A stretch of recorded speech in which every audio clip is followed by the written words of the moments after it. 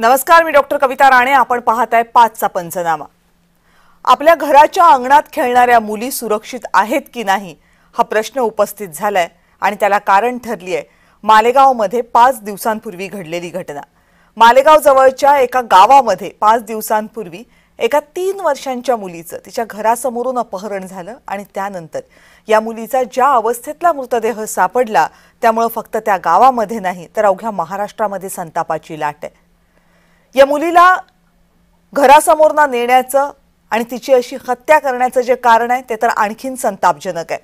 5 दिवस झाले मालेगावमधल्या विविध संघटना या सगळ्या प्रकारामध्ये सध्या निषेध मोर्चे काढतात, आंदोलन करतात. आज मालेगावमधले शिवसेनेचे मंत्री दादा भुसे यांच्या सोबत नागरिकांनी आणखी एक मोर्चा काढला, न्यायालयात घुसण्याचा प्रयत्न केला आणि या सगळ्यांना पोलिसांनी अडवलं. मागणी एकच आहे, या भयंकर घटनेमधला आरोपी आमच्या ताब्यात द्या, नाहीतर या आरोपीला तातडीनं खुलेआम फाशी द्या.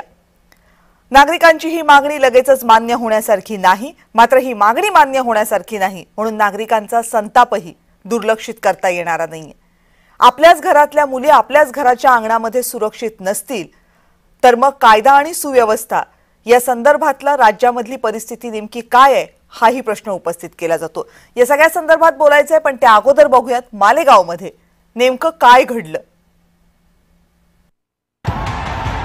नाशिकच्या मालेगाव मधला हा संताप. न्यायालयाच्या समोरच लोकांची घोषणाबाजी आणि पोलिसांचा लाठीमार. गेल्या 5 दिवसांपासून मालेगावात हा संताप आहे आणि या संतापाचं कारण आहे एका लहानगीवर झालेला अत्याचार. 3 वर्षांच्या चिमुकलीची तिच्याच गावात अत्याचार करून निर्घृण हत्या झाली. त्या चिमुकलीच्या मृतदेहाची अवस्था पाहून अवघं मालेगाव हादरले.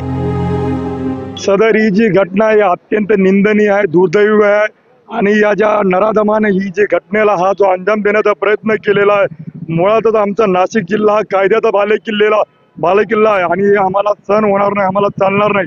आम्ही शासनाला, सन्मान्य अप्पर जिल्हाधिकारी साहेबांना व पोलीस स्टेशनला आम्ही त्यांना कळवलेलं आहे. या घटनेमध्ये या सदर आरोपीला आमच्या मालेगावला जे कॉलेज सगळ्याच लहान बालकांवर आता सगळ्यांचा दहशत बसलेली आहे. माझं असं म्हणणं आहे की मजूर वर्ग जरी आपण काम करतो, महिलांनी सांभाळून मुलीकडे लक्ष देणं, परंतु असेच नराधम जर तयार झाले असेल तर कायद्याने जर त्यांच्याकडनं कायदा होत नसेल तर त्यांनी आमच्या स्वाधीन करावं. 17 नोव्हेंबरच्या दिवशी नाशिक जिल्ह्यातल्या मालेगाव मधील डोंगराळे गावात राहणारी एक 3 वर्षांची चिमुरडी आपल्या घरासमोर खेळता खेळता अचानक गायब झाली. मुलगी कुठे गेली म्हणून शोधाशोध सुरू झाली. रात्र होत आली पण मुलगी सापडली नाही. मग अवघं गाव मुलीला शोधू लागलं. शेवटी गावाच्या बाहेर एका टॉवर जवळ या चिमुरडीचा मृतदेह सापडला. मुख्यमंत्री महोदयांच्याकडे फास्ट ट्रॅक कोर्ट मध्ये ही केस चालवली जावी. ज्येष्ठ विधी तज्ञ वकील महोदय त्या ठिकाणी ही केस चालवण्यासाठी देण्यात यावेत अशा प्रकारची विनंती त्या बालिकेचे काका आणि त्या गावाच्या ग्रामस्थांनी प्रत्यक्ष माननीय मुख्यमंत्री महोदयांना भेटून त्या ठिकाणी केलेली आहे. गावातील लोक जेव्हा मुलीला शोधत होते तेव्हा संजय खैरनार नावाचा एक तरुणही त्यांच्यामध्ये होता. त्यानंच मुलीला गावाबाहेर नेताना एका महिलेनं बघितलं होतं. संजयला पोलिसांनी ताब्यात घेतलं आणि त्यानं गुन्ह्याची कबुली दिली. मालेगावातील त्या लहान मुलीच्या वडिलांचे आणि संजय खैरनारचे काही दिवसापूर्वी भांडण झाले होते. त्याचा राग जणू त्याच्या मनात होता आणि त्या संधी मिळताच संजयने ह्या लहान मुलीला चॉकलेटचे आमिष दाखवून तिच्या घरासमोर उचलत तिला मग गावच्या बाहेर नेऊन तिच्यावर अत्याचार केले आणि नंतर दगडाने ठेचून या गुन्ह्याचे पुरावे मिळवण्याचा प्रयत्न केला. अशी ही घटना घडली आहे.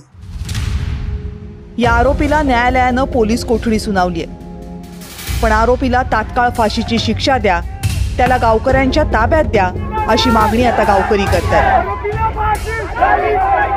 फक्त राग काढायचा म्हणून 3 वर्षांच्या मुलीवर अत्याचार करायचे आणि तिला ठेचून मारायचं हा फक्त गुन्हा नाहीये, ही घातक विकृती आहे.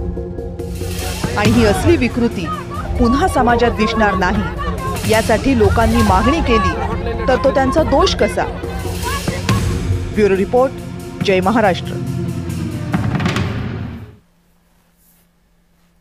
आणि याच संदर्भात फक्त कायदा सुरक्षा सुव्यवस्थेच्या दृष्टीनेच